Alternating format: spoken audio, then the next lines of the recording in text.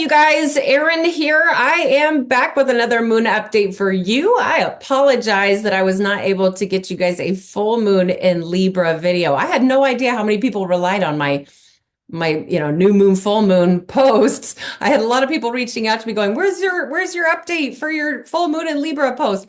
And let's just say that I had a lot going on. I was dealing with some technical difficulties. I mean, it all just made so much sense as I've had the North Node, Saturn, Mercury retrograde, and Venus retrograde right on top of my sun. So lots going on, but I'm actually really glad that I'm able to get you guys this video early. What we're going to be talking about today is the new super moon. It's a very powerful transit coming up here, a new super moon through the sign of Taurus. That is on Sunday, April 27th. The new moon peaks at 12:31 p.m. Pacific time at 7 degrees Taurus. But there's some stuff going on before that, like the week in advance, before this new moon takes place, that is so powerful. We're talking about a very strong T-square between the sun, Mars, and Pluto, okay? Mars and Pluto will be exactly opposite each other, and then they will be making a square with the sun. If you've got anything in your natal chart, especially your sun, your moon, your rising, Mars or Saturn, I mean, really, it could be anything. It could be Venus, it could be Mercury, whatever, but especially those ones, sun, moon, rising, Mars, or Saturn, between 0 and 7 degrees, we could even potentially go up to 8 degrees of Taurus, Scorpio, Leo, or Aquarius, I can assure you there is something that is going to go on in your life. And we're all going to experience this as a collective. It's a really, really powerful transit. So what I'm going to do in this recording, first of all, we'll break down the sign of Taurus because the new moon takes place in the sign of Taurus. And of course, this is a time to be manifesting new beginnings and growth that are related to this sign of Taurus, especially since this is a super moon. I'll just throw this out there right now. The sign of Taurus is very much the sign of money and material possessions and your values. Okay. So we'll be breaking down the sign of Taurus. And then of course, I'm going to pull up the chart and I'm going to show you these very prominent aspects that are going on in the week of this whole, really the whole, honestly, even the last 2 weeks of April are really strong energies. So we'll go through that. We'll go through the chart. And then as usual, of course, I'm going to be talking about certain parts of the body that are ruled by the sign of Taurus, because these parts of our body become sensitized anytime anything is transiting through the sign of Taurus. And for this transit, we will have Sun, Moon, and Uranus all in the sign of Taurus. So it's a good idea to pay a little extra attention to these parts of our body. So of course, I'll be mentioning some potential herbal remedies to help support these parts of our body during this kind of transit. And as usual, I will mention some gemstones that resonate well with the sign of Taurus. In case you're super new here, every single time we have a new moon, I pull out my journal, I write down the growth I want to experience that's related to the sign that the new moon takes place in.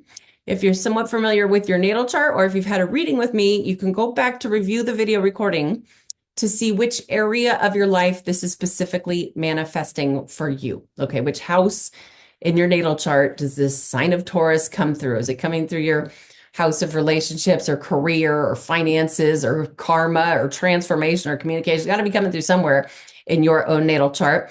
Okay, so I apply that into my journal entry, and then I like to take some gemstones that resonate well with the overall astrological forces that we're receiving at the time of the new moon, put them on top of my journal and put that journal in some sort of a special place. Okay, so let's just kind of get into this. First of all, the sign of Taurus is what we call the fixed earth sign. When we talk about fixed in astrology, we're talking about stability. The fixed signs like to do things in a steadfast way. The fixed signs don't like to be going, oh, I think I'll go this direction. Oh, no, I'm going to go that way. Nope, and there are also not a lot of force that comes through with the fixed signs. In the element of earth, this is like the most stable, calm, patient sign of the zodiac. It's also very, very strong. It's represented by the bull. Okay, we talk about how the sign of Taurus is associated with money and finances and so on and so forth. There is, as I've mentioned before in recordings, there's a giant statue of a bull right in the middle of the financial district of New York, like where they do all the stock market exchanges and that sort of thing. That's very much like symbolism for this sign of Taurus. But going back to that, it is the bull. It's a very, very strong energy. This is the sign that, statistically speaking here, tends to have the greatest longevity because it holds energy in. It's like the least likely sign to overexert itself out of all the zodiac signs. Now, it's ruled by Venus. Okay, Venus is the planet of love. Okay, Venus influences things of a very sensual nature. The sign of Taurus is actually quite lovely. Yes, it's strong and it can be stubborn and that sort of thing. But these people, like Taurus people, when we say Taurus people, we're not necessarily just talking about Sun in Taurus. A lot of Taurus risings can be like this. Venus and Taurus people can be like this. Even Moon and Taurus people, even Mercury and Taurus. If it's a strong Taurus placement in the chart, often you can see this, that these people tend to like make very good friends, very good huggers. They tend to be very grounded and very stable, but they can also be quite lovely, beautiful people. You know, a lot of times you'll see Taurus people have like a full lips and like big eyes, and they tend to be very beautiful people. And then a lot of that has to do with this being ruled by Venus. Okay.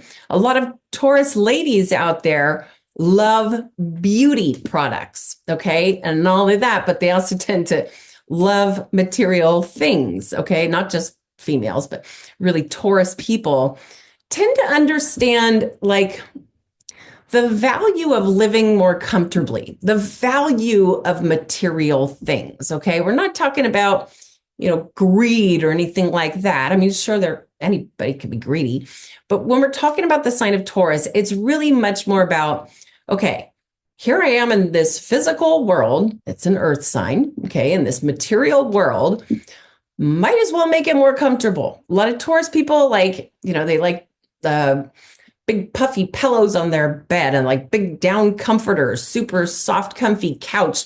They like to be comfortable. And a lot of these people understand the value of working hard so that we can have the steady income, like a flow of currency so that we can have those nice things. Okay. It certainly doesn't mean that everybody who's a Taurus is going to be out there working hard so that they can have their money and buy nice things. A lot of Taurus people will, you know, if they're not somebody who is in a position to work hard and make their own money, they will tend to want to be with a partner who is, you know, financially comfortable. Certainly not every single Taurus is going to be like that. It's so important to understand. It's like if somebody's a Taurus, say a Pisces rising and their moon is in Gemini, or, you know, there's just things that can counteract this. But the sign of Taurus in and of itself is very, very strongly associated with this kind of energy. Okay, this is why it's a really good time. Say you've been trying to, you know, manifest more financial gain in your life, abundance, or say you've been trying to manifest a new car or whatever it is, something that is of a material, you know, substance that we would, that's worth value in this physical world. This is a really good time to be manifesting that into your life. Writing this down in your journal can definitely show its benefits. You know, this is something I've been doing for so many years now, and I really wouldn't continue to do it if I didn't see such incredible results coming from it. Okay, now Taurus, the motto for this sign of Taurus is I possess, because I remember way back in my early days of studying astrology being like, possessed, like, does this mean they're possessed? No, it's possessions, like, again, material things. So how do you want to grow in these ways that are related to the sign of Taurus? There's so much you can work with here. I feel like a lot of people are going to want to manifest more, you know, financial gain into their life, or, you know, that certain material thing that they've been trying to possess. But also something to take into consideration here is just stability overall. I mean, the sign of Taurus, it's like the most stable, calm, patient sign of the zodiac. Okay, so maybe you just want to manifest more of that energy into your life. because there's a lot of turbulence, astrological turbulence going on right now. And so manifesting just some overall more stability in every aspect of life could be quite beneficial. Okay. So there's that. Let's go ahead and pull up the chart here and start going through some of these aspects. So first of all, if you are new here, I work with geocentric Western astrology. So with that said, what we're looking at here is a snapshot of what we can call the tropical zodiac at the time of this new moon. Okay. Now, again, this is April 27th. That's a Sunday at 12:31 p.m. Pacific time. I always try to write in my journal in the hours leading up to the lunar transit, new moon or full moon. And okay, so you might want to see what time this is in your own location. So let's start here. So this right here is a symbol for the sun. This right here is a symbol for the moon. We can see this right here is the glyph for the sign of Taurus. So we can see that this is coming through 7 degrees, 47 minutes Taurus.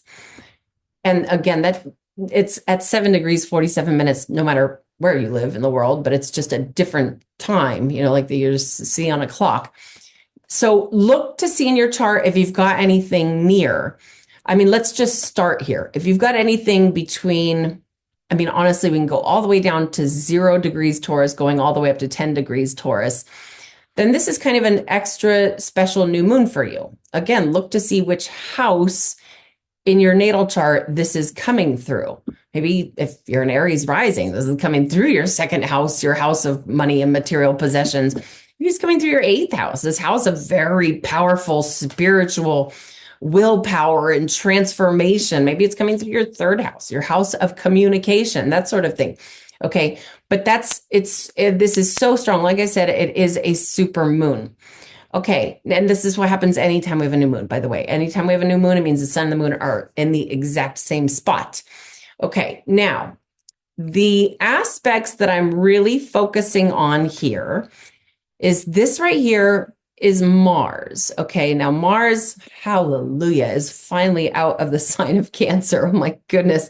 That was a really, really heavy transit for myself because I've had Saturn approaching my sun, plus all this other stuff coming through the sign of Pisces, hitting my sun, and Mars right on top of my moon and my Mars in my 8th house. Woof, it's been a lot going on in my life, but Mars is finally out of the sign of Cancer and is now in the sign of Leo.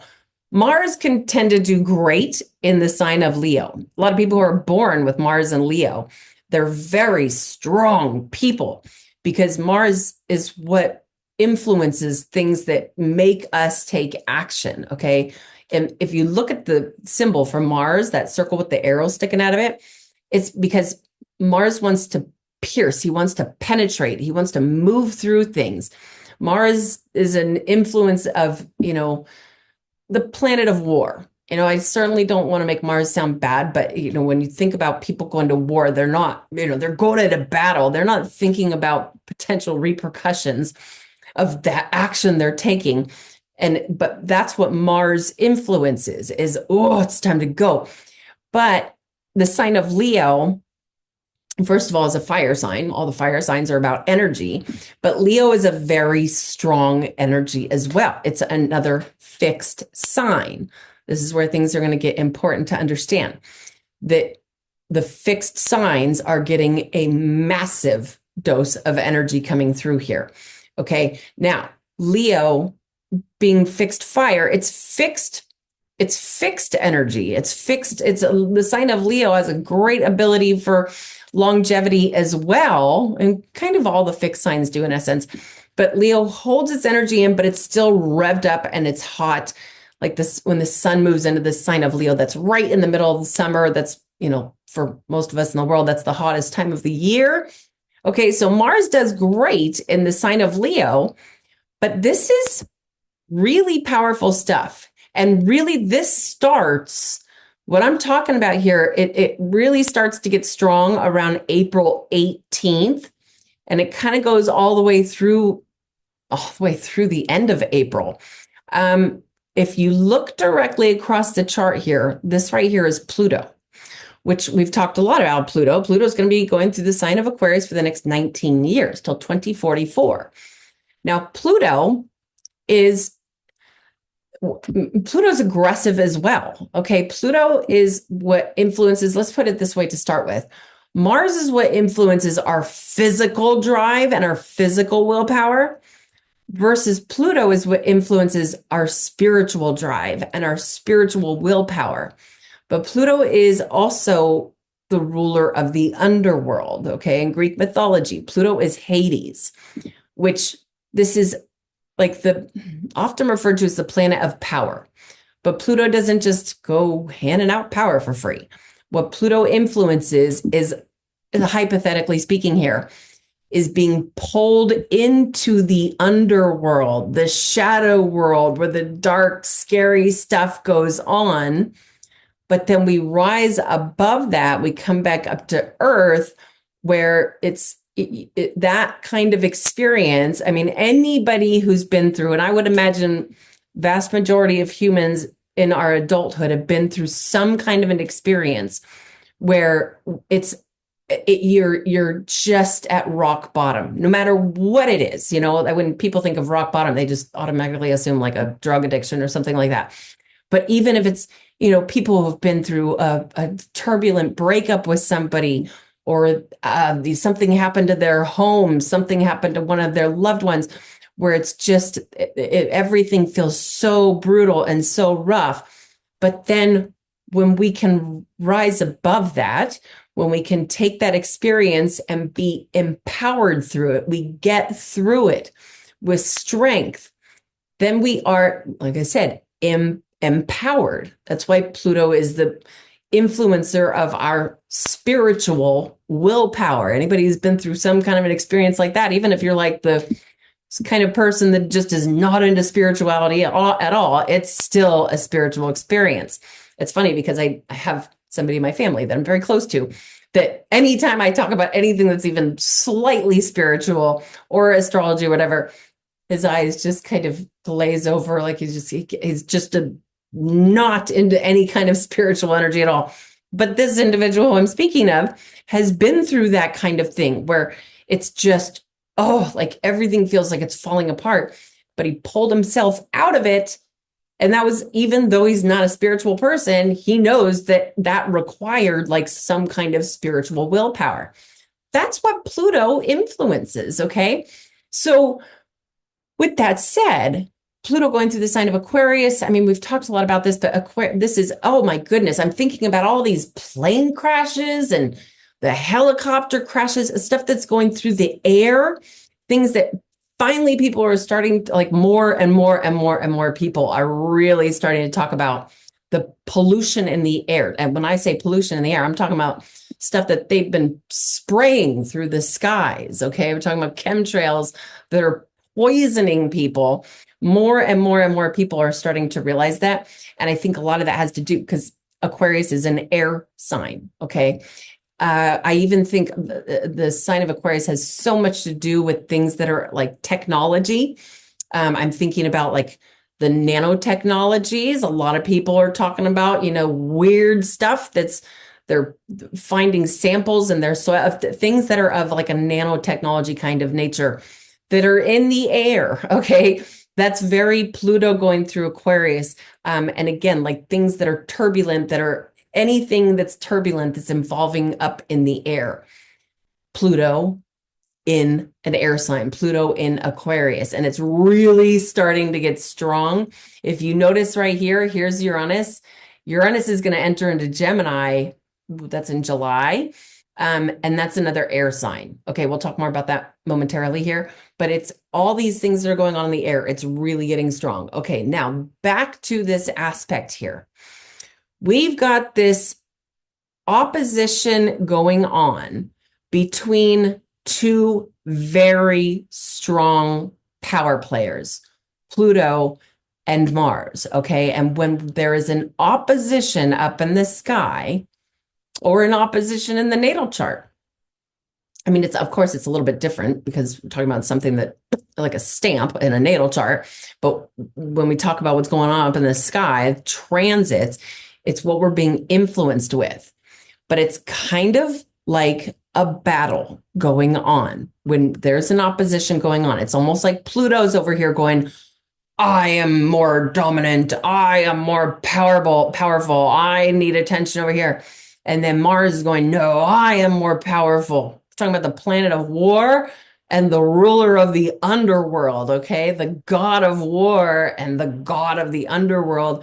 It's almost like a battle going on between them in these fixed signs. And again, that really starts around April 18th, okay, where they're going to get closer, closer, closer, closer, closer, closer. And that week, they go exactly opposite each other. And meanwhile, if you look here, there's these red lines, okay, these are squares. That's what's called a T-square.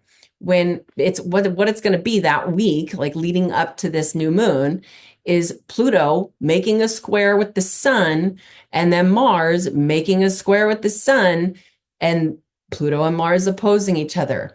That's heavy. That is really, really powerful stuff. We already had Pluto and Mars oppose each other sometime back in December. And then again, I can't remember the exact dates. We already had Pluto and Mars square each other a couple times because Mars moved forward and then retrograde back and then moved forward again. But at no point with that opposition with Pluto and Mars was there a T-square going on to the sun. Was there a square that, so this is really powerful stuff we're talking about here. And this is also what I'm talking about in the fixed signs. Like, even though there's nothing going on over here in the sign of Scorpio, it's still, if you have again, especially your sun, your moon, your rising sign, your Mars or Saturn, but again, it really could be anything in the sign of Scorpio here, especially if it's between 0 and 8 degrees, but especially if it's between like 2 and 7 degrees. That's a good window to work with here in that sign of Scorpio. These things are hitting that thing in the sign of Scorpio, but it's really any of the fixed signs: Scorpio, Taurus, Leo, or Aquarius. So look in your chart to see what's going on there, because there's going to be some heavy hitters going on here. I would say it's even more powerful if it's in the sign of Leo or the sign of Aquarius in your chart. So there's that. For the collective, I say that this is kind of opening the, I feel like there's going to be some aggressive energies going on. I think it's going to kind of get pretty heavy in May, but I'm not really quite ready to talk about this yet, but I think there's going to be some stuff that's going on in September. And I kind of feel like this is the part that's it's like rattling it up. It's shaking things around. It's going, okay, here we go.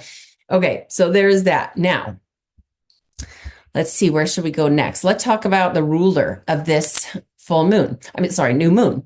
So again, this is Venus is the ruler of the sign of Taurus. So therefore, she's like the ruler of this new moon.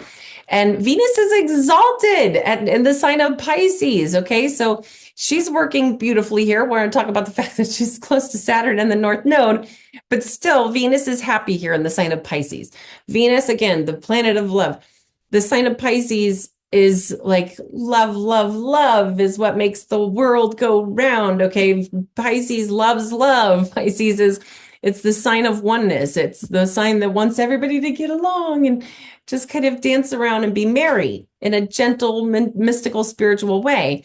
And that's a big reason why Venus exalts in the sign of Pisces, works with her greatest strength in the sign of Pisces. Not only that, but she will no longer be in retrograde. As I'm making this recording, Venus is currently in retrograde, right on top of my sun. It's very interesting what's going on in my life right now. Regardless, okay, so Venus is happy. She is making a sextile. In fact, all these things, the North Node and Saturn and Venus are all making this sextile over to Uranus. I'll talk about that in a minute. But first, actually, let me mention here is Saturn. Okay, so Saturn going through the sign of Pisces until May of this year. I can't remember. It's like May, at the end of May of 2025.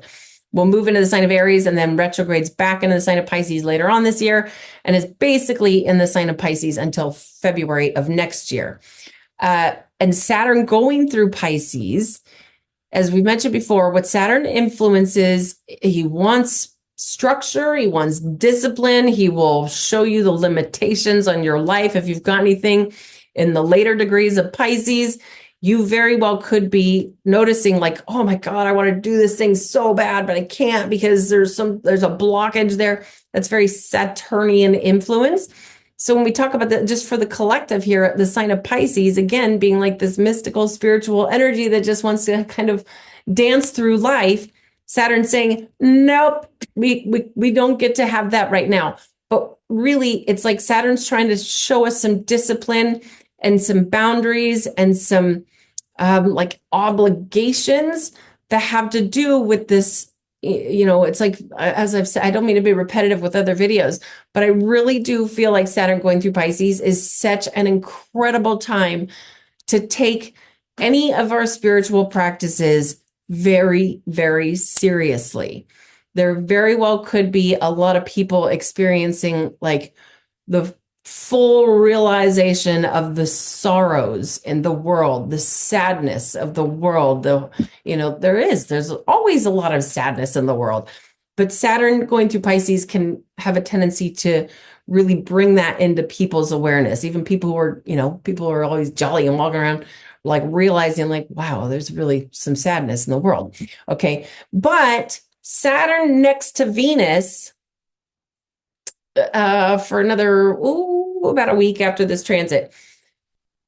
You can think about this as Saturn, old Mr. Rigid. Okay. Saturn is the again, bringer of discipline.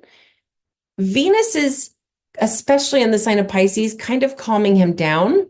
Okay. Venus, if you can envision like a grumpy old man that's just always, you gotta do this. And all of a sudden, this lovely lady like walks up to that old man and, stands next to him. That will more than likely kind of lighten up the old grumpy man. Okay. And then we've got the North Node here, which anything that the North Node is next to, it's pumping more of that energy in. Okay. So this is, and the North Node it's not going to be close to Saturn for that much longer. The North Node's going backwards. Meanwhile, Saturn and Venus are moving forwards. So they're going to start to separate. But this is still very, very strong. Again, if you look to see if you got anything in the late degrees of Pisces, or even if you don't, which house in your natal chart does this Pisces energy come through? Because I can assure you, you've been getting a lot of activity there. I can't tell you how many people I know that have their Virgo risings having Pisces coming through the 7th house. I am not kidding you.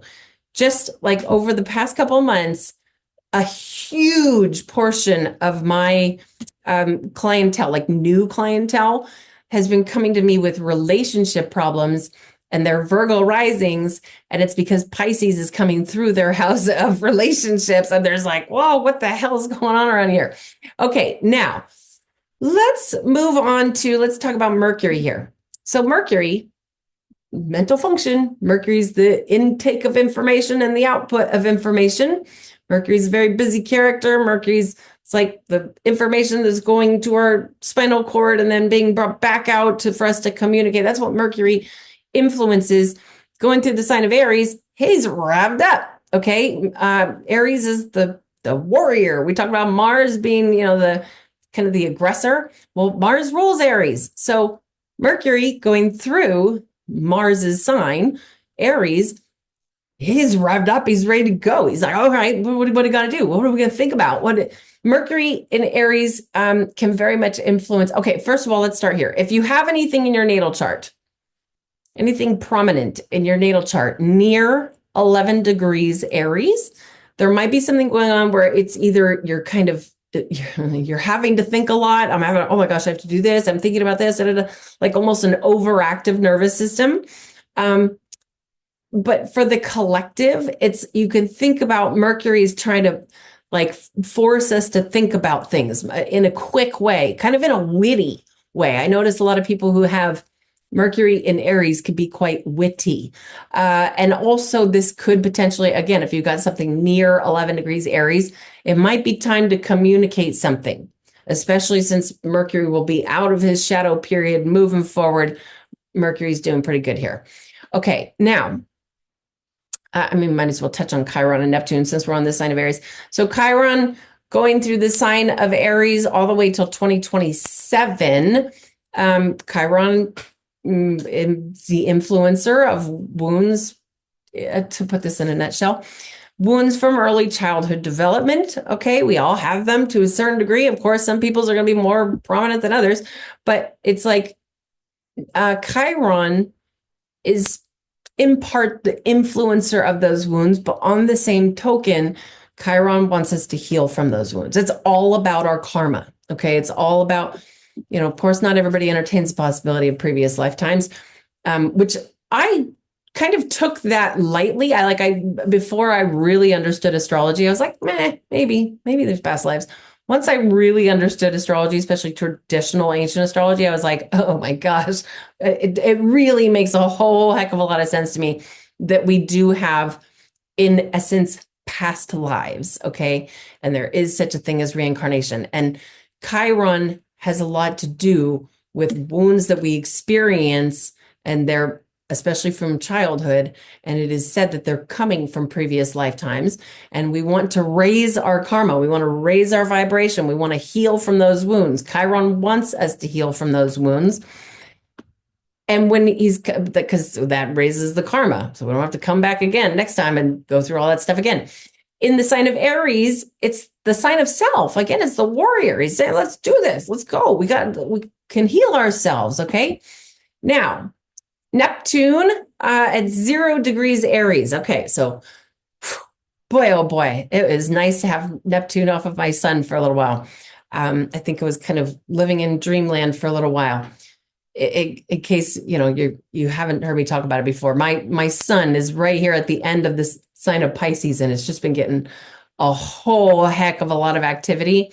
But Neptune there was making it so hard to concentrate, because that's what Neptune does. He can make things, he can enhance the spiritual side of life and the psychic capabilities and the intuition.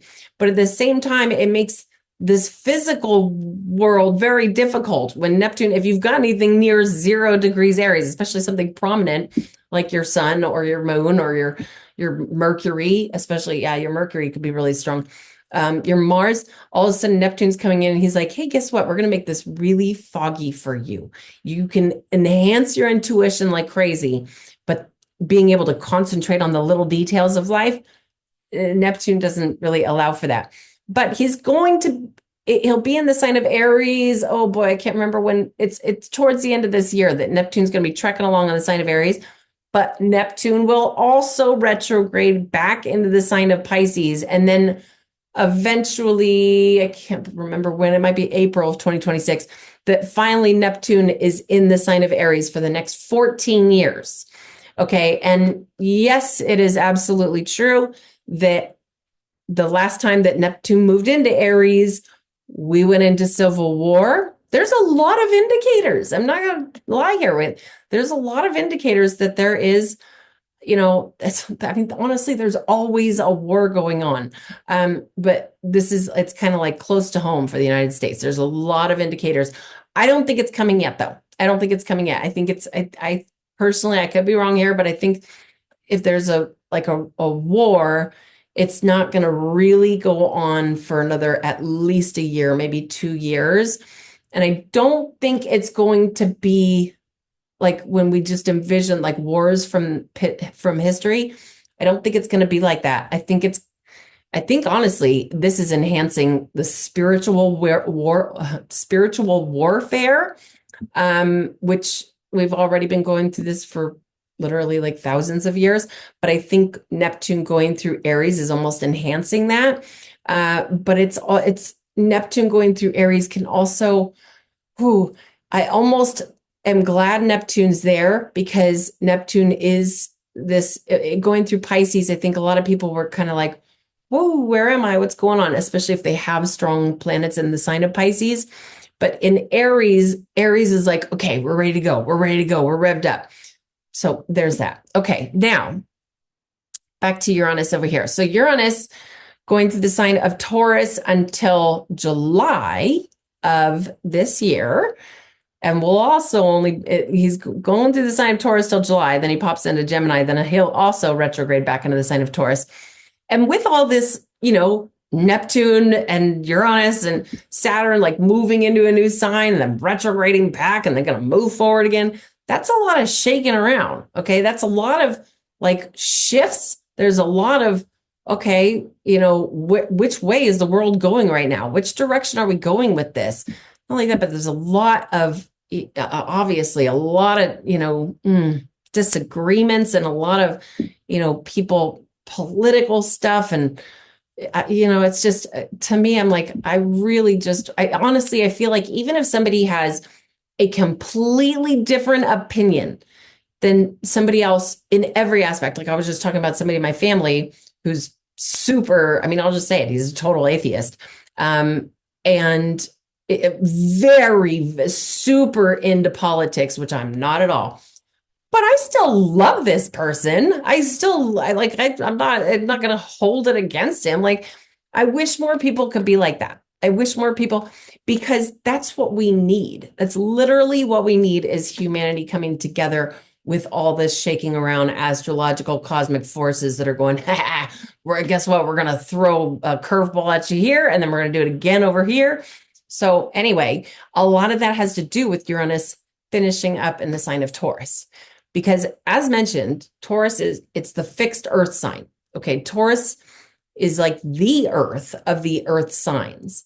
Okay. And Uranus is the bringer of completely radical, reckless, spasmodic, bizarre, unexplainable, unpredictable, like electrical kind of influence. Okay. Uranus sends almost like when you think about sticking your finger into not that everybody should do this, but getting electrocuted. That's Uranus kind of energy. That might be a little bit of an exaggeration, but that's the kind of influence that we get from Uranus, shaking things up in this sign of Taurus. I think this has a lot to do with what we're seeing going on with finances. I kind of feel like between now and late 2026, maybe even early 2027, I think we're going to see huge changes involving like the way that the banking systems work. I think we're going to see not only the way the banking systems work, but I almost don't want to say it. A lot of times I feel like if I say something, it messes with the organic flow. But overall, I do feel like this could be a good thing. I'll just say this, with things like decentralized banking, people figuring how to exchange, finances without Big Brother seeing what's going on. Okay, so I'll leave that there. And also going back to this is a sextile. These green lines going from all this Pisces stuff, that's a very strong combination of sextile. These green lines, they create opportunity. Okay, it's almost like this Piscean influence of mysticism and oneness and spirituality and psychic capabilities is sending opportunistic rays over to the massive changes that are going on from Uranus finishing up in Taurus. Okay. And not only that, but then of course we've got a trine going down here to the south node in the sign of Virgo. So it's a release of karma. It's a release, like all this stuff that's getting rattled around in the world, that it's releasing through the south node in the sign of Virgo. But if you do have something near 26 degrees Virgo, I'm going to say between 29 degrees Virgo all the way to 24 degrees Virgo, whatever that thing is in your natal chart, there's something being drained out of there. You can also just focus on which house in your natal chart does the sign of Virgo come through. If you're using Placidus, very well could be coming through 2 different houses. That Virgo energy there's something being drained out of that area of your life. Okay, now Jupiter in Gemini till June 9th. I think it's the evening of June 9th that Jupiter, he's trucking along. He's just kind of finishing up in here. He's been in there since either June or July of 2024. And he's almost in the sign of Cancer. Oh my goodness, I'm very excited about that. Jupiter exalts in the sign of Cancer. I think that's our saving grace. But Jupiter in the sign of Gemini. I mean, this is kind of an excitable energy. If you've got anything near 20 degrees Gemini, Jupiter could be expanding whatever that energy is. Let's say you've got your Mercury near 20 degrees Gemini, then Jupiter's expanding your consciousness. Okay. Jupiter is like almost opening up the nervous system to bring, especially through the sign of Gemini, to bring new data in. Gemini's motto is I think. Okay. Jupiter is the bringer of things that are more of a like faith-based but adventurous philosophical influence. But Gemini is the student, also the sign of communication. This very well could have something to do with trying to open up some sort of the communication doorways, okay? And also the only thing in retrograde for this transit is the nodes. So that's great. At least everything's moving forward. But overall, this is a very, very strong combination of aspects. Be mindful between April 18th, could even be April 17th, between April 17th all the way through to the end of April, like going into the first day of May, because especially this Pluto-Mars opposition, but then that's really opening things up with the T-square going up to the sun. I mean, we see the T-square here, but this is a fading T-square. The exact T-square between the sun and Mars and Pluto, I think it might be on the 19th or the 20th. But regardless, that whole week, just be very, very mindful, especially if you have, again, something strong in your chart.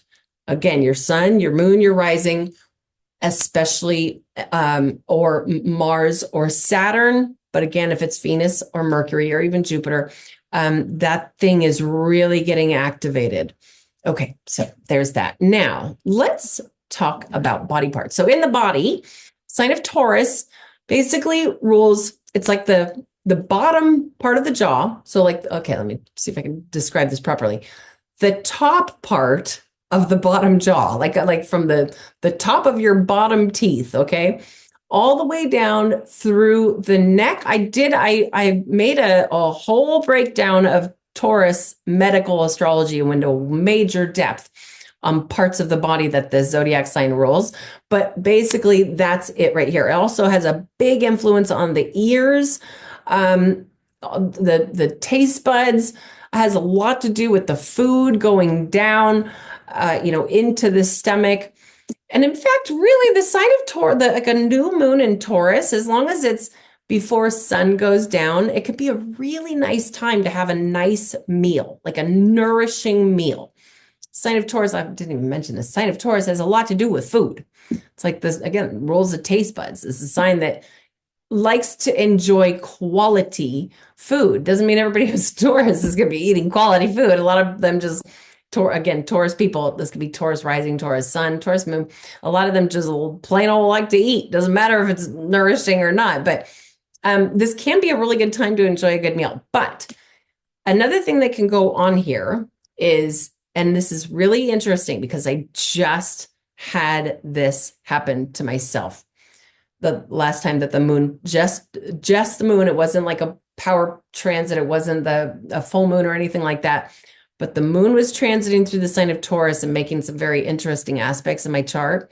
And I had incredible pressure, stuff that I've talked about before, it's stuff that I've learned about from my teachers, like, hey, this can happen. And, and I'd never really had it before, but it just happened like 3 weeks ago or something, where this pressure in my head, like around my ears, every time I would put my head back, I could almost like hear what sounded like little popping or something like that. Like just, it was, and it felt like a headache, but it was different.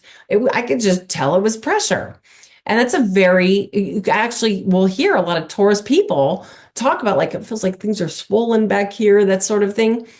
And the greatest remedy, I was so excited that these just happen to be growing right out. And sometimes I really, before I even show you this, I'm going to say this because this is something I mean so much from the bottom of my heart. Like, I say this with so much confidence and so much passion that no matter what herb you hear your, herbalists talk about, whatever, you hear me talk about, whatever it is, if there's some sort of a medicinal herb that is, and I'm not a doctor, I'm not offering any kind of medical advice, but if there is some sort of a medicinal herb that, especially if it's like something where people are like, oh, that's a weed.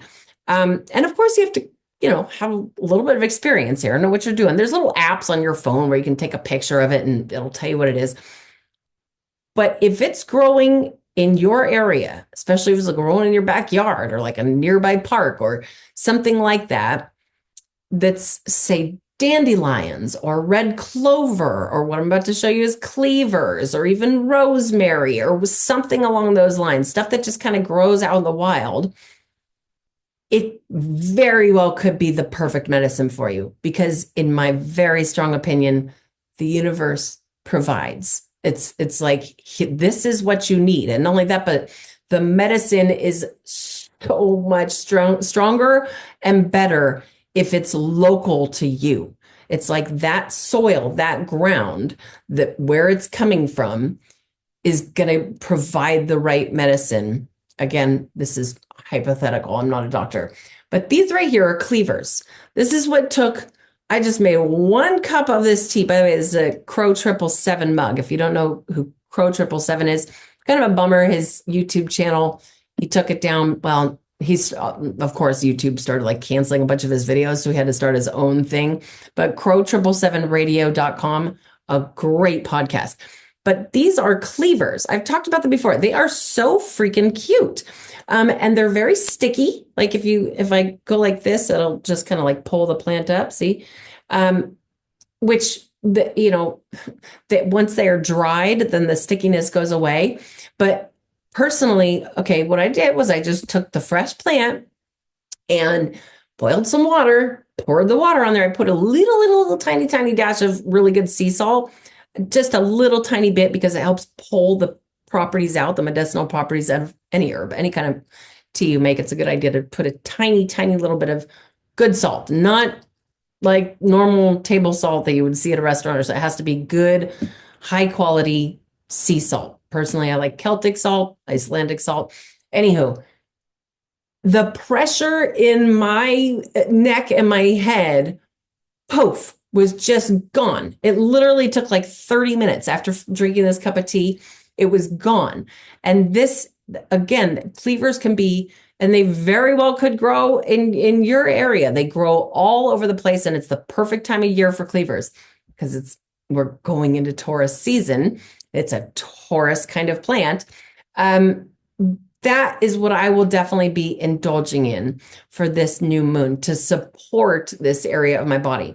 Now, another thing that can go on with the sign of Taurus, I'm not a doctor, this is not medical advice, but it's just something to, just a piece of information, that the sign of Taurus can deal with hypothyroidism, like slow, activity going on here, because Taurus can be kind of recognized as like a sluggish kind of energy. It doesn't mean everybody who's a Taurus is going to be sluggish, but in the body, things, again, it's not an excitable energy that's like, hey, let's go here.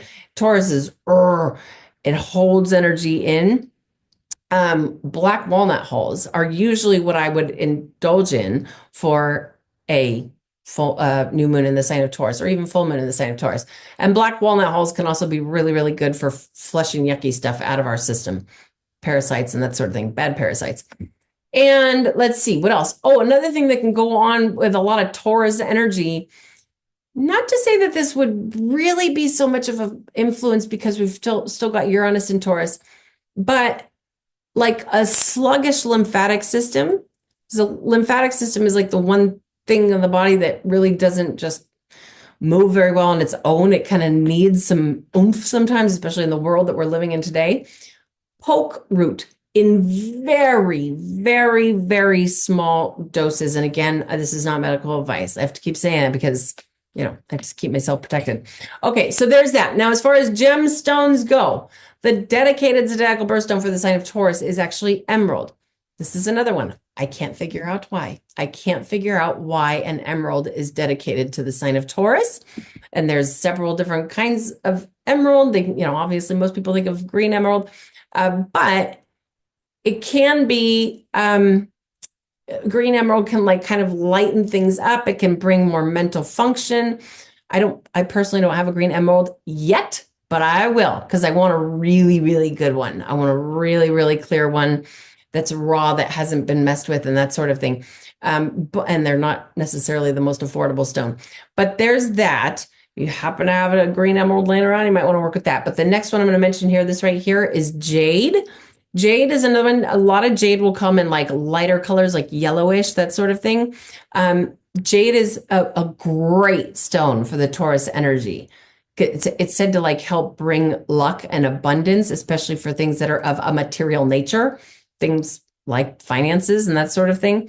But I'm also going to mention here, these are rose quartz. This is what I like to do. Every time we have a moon in the sign of Taurus, these are rose quartz. The rose quartz resonates beautifully with the sign of Taurus and Libra both, because they're both ruled by Venus. And this is a total like Venus kind of stone here, like that pink, like lighten things up. But these are tools that I like to just kind of go into that area that the sign of Taurus rules when the moon's transiting through the sign of Taurus. Another one I'm going to mention here, this right here is blue kyanite, and this right here is black kyanite. And the reason I like to use these is because A, they resonate well with the sign of Taurus, but they also are very, very protective. Like rose quartz can be kind of protective, but not necessarily against like this is more unwanted kind of that Pluto kind of energy, like kind of warding off the the dark forces kind of energy with kyanite. Blue kyanite's a little bit more an uplifting protection. But so those are the stones that I will be working with for this new supermoon in the sign of Taurus. I apologize if I rambled on too much for that one. If you would like to schedule your own natal chart analysis, your own astrology reading, you can schedule straight through my website, which is erinwageastrology.com. I do hope to hear from some of you. And until next time, namaste to all of you.